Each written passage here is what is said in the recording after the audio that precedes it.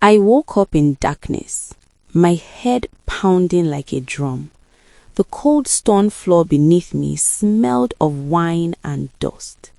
Where was I? Then I remembered. This morning, my wedding day, the tea my twin sister Nina brought me. Drink up, bride-to-be, she'd said with that smile I should have questioned. I pushed myself up, my white silk robe dirty and torn. My phone was gone, my jewelry stripped away. I stumbled toward a sliver of light and found stairs leading to a locked door. Through the crack, I could see a security monitor mounted on the wall outside. And there, on the screen, was me. Except it wasn't me. Nina stood at the altar in my wedding dress, her face hidden behind my cathedral veil. The guests were on their feet, applauding. Marcus, my fiancé, the tech billionaire I'd been dating for 2 years, lifted the veil and kissed her.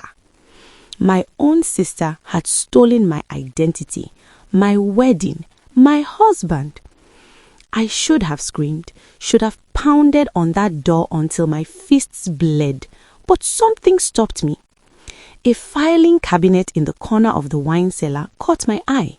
It was unlocked, which seemed odd, in a room that stored $1,000 bottles.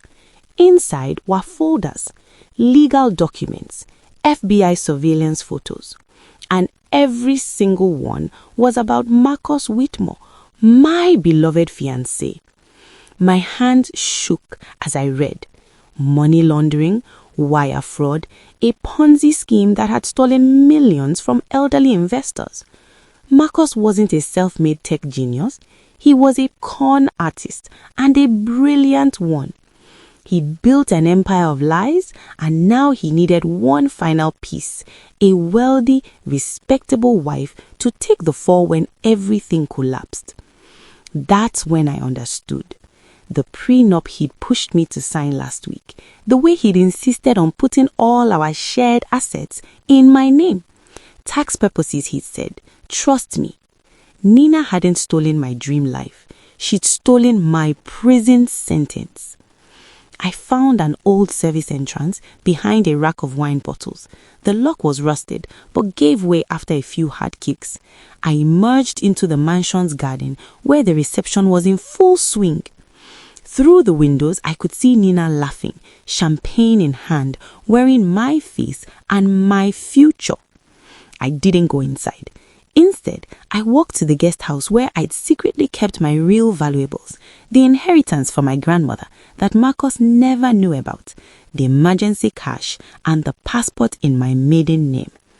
I'd learned from my mother never to put all your eggs in one basket, even in marriage, especially in marriage.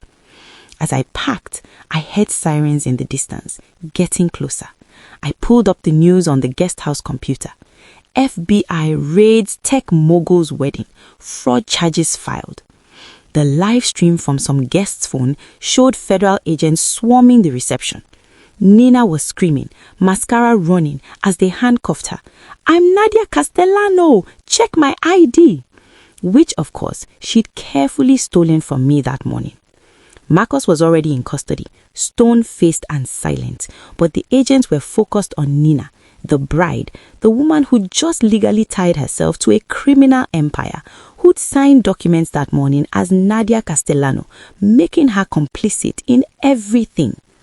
My phone buzzed, a text from a number I didn't recognize. "I know what you did, or rather, what you didn't do. Smart girl. My office Tuesday, 10 a.m. Agent Morrison, FBI." I deleted it. Then I deleted everything. By midnight, I was on a plane to Barcelona using my grandmother's maiden name. I'd spent my whole life being the responsible twin, the golden child who did everything right, while Nina played the victim. She'd always wanted what I had, always believed I had it easier. Well, now she had it all. The next morning, international news showed Nina being arraigned. She was still insisting she was the victim, that someone had framed her. But the evidence was overwhelming.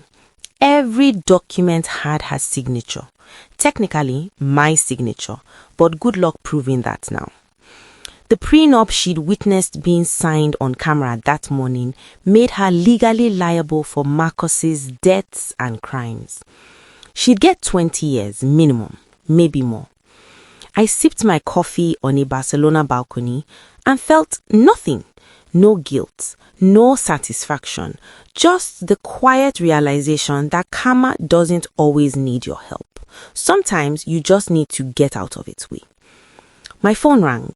A blocked number. I almost didn't answer. Nadia? Nina's voice was small, broken. Please, you have to tell them. You have to explain. I'm sorry, I said calmly. You must have the wrong number. My name is Elena. I hung up, changed my number, changed my life. 3 months later, I read that Marcus had made a deal with the FBI, testifying against his co-conspirators. Nina, refusing to cooperate because she had nothing to do with any of it, took the harsher sentence. The irony wasn't lost on me. She'd spent our entire lives trying to steal my spotlight, my success, my happiness. She drugged me, locked me away, and walked down the aisle wearing my face, convinced she was finally getting everything she deserved. And in a way, she was, just not the way she'd imagined. I never contacted her, never sent a letter or visited. I simply disappeared, letting Nina live with the consequences of wanting to be me so badly she'd committed identity theft on the worst possible day with the worst possible man. Sometimes the best revenge is just stepping aside and letting someone else walk straight into the disaster they created. Nina didn't steal my future. She stole a nightmare I didn't even know I was living. And for that, I suppose I should thank her. But I won't. Some lessons cost more than others. And some twins were never meant to share everything. Especially not prison cells.